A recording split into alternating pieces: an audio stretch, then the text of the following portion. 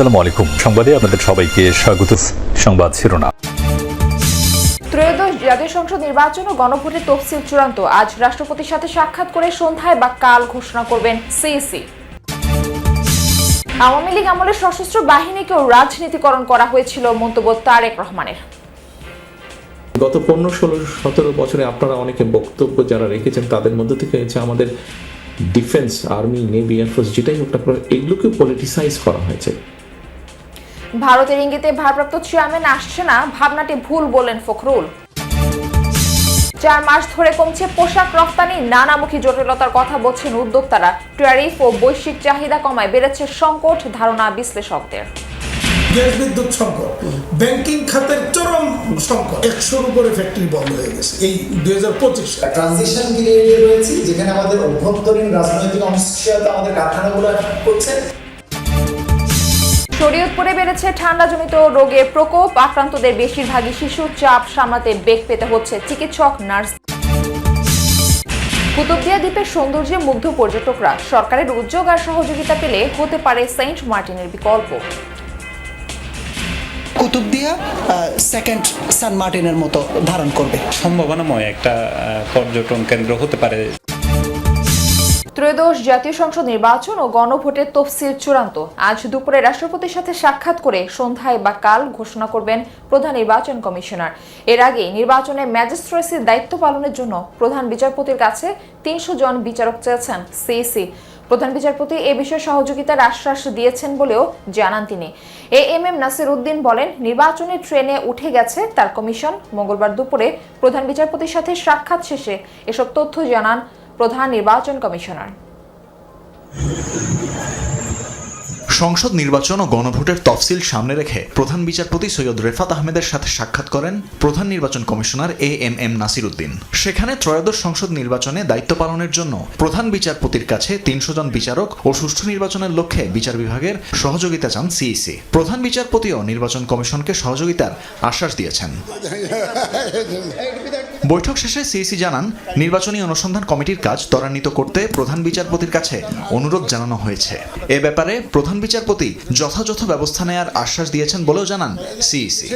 Electoral inquiry কমিটির যাতে ওনারা ডেপ্লয় করবেন আমাদের শিডিউল ঘোষণার সাথে সাথে এই কাজটা যাতে ত্বরান্বিত করেন উনি, সেটা ওনাকে একটু রিকোয়েস্ট করেছে। চলতি সপ্তাহেই তফসিল হয়ে যাবে বলেও জানান প্রধান নির্বাচন কমিশনার। যে লোকজন দেওয়ার কথা আছে, ডেভেলপমেন্ট আছে, ওই ব্যাপার বলতে ওনারা যথাযথ ব্যবস্থা নিচ্ছেন এবং নেবেন, কোনো অসুবিধা হবে না, এটা ইস্যুর করেছেন। আর কোনো মামলা নিয়ে কোনো আলাপ করেন না। এর আগে সোমবার পোস্টাল ব্যালট বাতিলের 6 কারণ উল্লেখ করে সংসদীয় আরপিওর গ্যাজেট প্রকাশ করেছে নির্বাচন কমিশন। একই সাথে জানিয়েছে, পোস্টাল ব্যালটে থাকবে না স্থগিতকৃত প্রতীক। সেই ব্যালটে থাকা প্রতীকগুলোয় দাগ দেয়া না থাকলে বা একাধিক টিক বা ক্রস দেয়া থাকলে ব্যালট বাতিল হিসেবে গণ্য হবে। এছাড়া কোনো প্রতীকে টিক বা ক্রস দেয়া হয়েছে তা বোঝা না গেলেও বাতিল হবে সেটি। গণনা শুরুর আগে রিটার্নিং অফিসারের কাছে না পৌঁছালে, আদালত প্রার্থী তালিকায় পরিবর্তন আনলে, ঘোষণাপত্রে ভোটারের সই না থাকলে সেই ব্যালট বাতিল বলে বিবেচ্য হবে। সংশোধিত আরপিওতে উল্লেখ করা হয়, পোস্টাল ব্যালটের জন্য রিটার্নিং অফিসারের কার্যালয়ে ভোট কেন্দ্র হিসেবে ধরা হবে। এছাড়া ব্যালট গণনায় রিটার্নিং অফিসার, একজন প্রিজাইডিং অফিসার ও কয়েকজন পোলিং অফিসার নিয়োগ দেবেন। দেশ গঠনে নতুন লড়াইয়ের কথা বলছে বিএনপি। মঙ্গলবার সন্ধ্যায় গুলশানের সাবেক সেনা কর্মকর্তাদের সঙ্গে ভার্চুয়ালি বৈঠকে তারেক রহমান বলেন, আওয়ামী লীগের আমলে রাষ্ট্রীয় প্রতিষ্ঠানগুলো ধ্বংস করে রাজনীতিকরণ হয়েছে। অনুষ্ঠানে মহাসচিব মির্জা ফখরুল বলেন, শেখ হাসিনার শাসনামলে বহু সেনা কর্মকর্তাকে বিনা দোষে শাস্তি দেওয়া হয়েছে। বলেন, ভারতের ইঙ্গিতে তারেক রহমান দেশে আসছেন না, এমন ভাবনা সঠিক নয়। ক্ষমতা এলে গণতান্ত্রিক প্রতিষ্ঠান পুনর্গঠন ও জনগণের সেবায় কাজ করার অঙ্গীকার করেন বিএনপি নেতারা। অবসরপ্রাপ্ত সামরিক কর্মকর্তাদের সাথে বিএনপির বৈঠক। গুলশানে দলের চেয়ারপারসনের কার্যালয়ে আমন্ত্রিত ছিলেন শখানেক সাবেক সামরিক কর্মকর্তা। অনুষ্ঠান শুরু হয় অসুস্থ বিএনপি চেয়ারপারসন খালেদা জিয়ার জন্য দোয়া করে।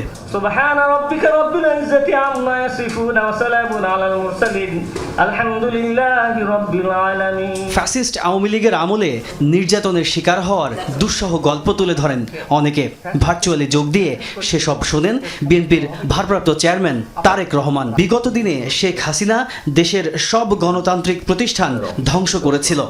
গত 15-16 বছরে যেই স্বৈরাচারের বিরুদ্ধে রিটায়ার্ড হোক, সার্ভিং হোক, সব জায়গায় সাধারণ মানুষও সবাই যে আন্দোলন করেছে এবং যেই স্বৈরাচারের পতন হয়েছে, এই গত 15, 16, 17 বছরে আপনারা অনেকে বক্তব্য যারা রেখেছেন তাদের মধ্যে থেকে হচ্ছে আমাদের ডিফেন্স, আর্মি, নেভি, এয়ারফোর্স যেটাই হোক না কেন, এগুলোকে পলিটিসাইজ করা হয়েছে।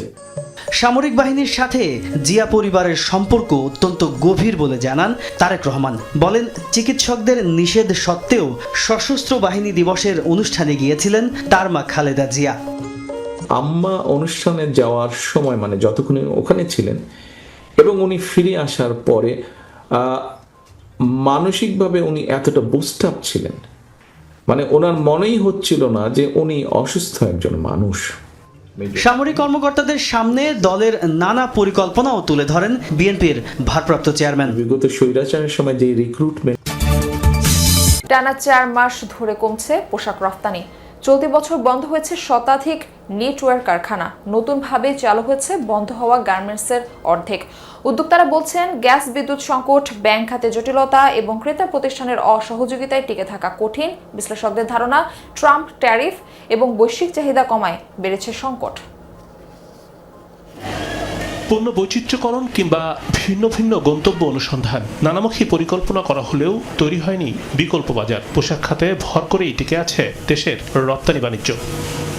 মোট রপ্তানি আয়ের বড় অংশই ধরে রেখেছে নেটওয়ার্ক খাত। তবে 1 বছরের বেশি সময় ধরে চলছে সংকট। ধারাবাহিক কমছে রপ্তানি। গেল নভেম্বরে রপ্তানি হয় $161 কোটি পণ্য। গেল বছরের একই সময়ে রপ্তানির পরিমাণ ছিল $173 কোটি, অর্থাৎ রপ্তানি কমেছে প্রায় 7%। ধারাবাহিক কমছে নেটওয়ার্ক পণ্য উৎপাদন, বন্ধ হচ্ছে কারখানাও। নেটওয়ার্ক পণ্য উৎপাদকদের সংগঠন বিকেএমই এর তথ্য, চলতি বছরের নভেম্বর পর্যন্ত বন্ধ হয়েছে শতাধিক কারখানা। এ সময় নতুন করে চালু কারখানার সংখ্যা 63। শুধু চলতি বছরই নয়, আগের 3 বছরেও বন্ধ হয়েছে 2 শতাধিক কারখানা। আমাদের এই বছর গিয়া 100-র উপরে ফ্যাক্টরি বন্ধ হয়ে গেছে এই 2025 সালে, আর এর আগের 3 বছরে 225টা ফ্যাক্টরি বন্ধ হয়েছে। গ্যাস বিদ্যুৎ সংকট, ব্যাংকিং খাতের চরম সংকট, ব্যাংকিং খাতে নানা অজুহাতে আবার আমদানি রপ্তানি কার্যক্রম বন্ধ করে দিচ্ছে যখন তখন। বায়ার আনইথিক্যালি আবার গুডস নিয়ে যাচ্ছে, পেমেন্ট দিচ্ছে না, এরকম কাহিনীও আছে। এই কারণে অনেক ফ্যাক্টরি বন্ধ হচ্ছে। কারখানার উৎপাদন বন্ধের ফলে বেড়েছে বেকারত্ব। চাকরি পেলেও মিলছে না কাঙ্ক্ষিত বেতন। চাকরি হারানোদের পাওনা পরিশোধও হচ্ছে গরিমসি। বেআইনিভাবে চাকরিচ্যুত করা হয়েছে এই অভিযোগ নিয়ে।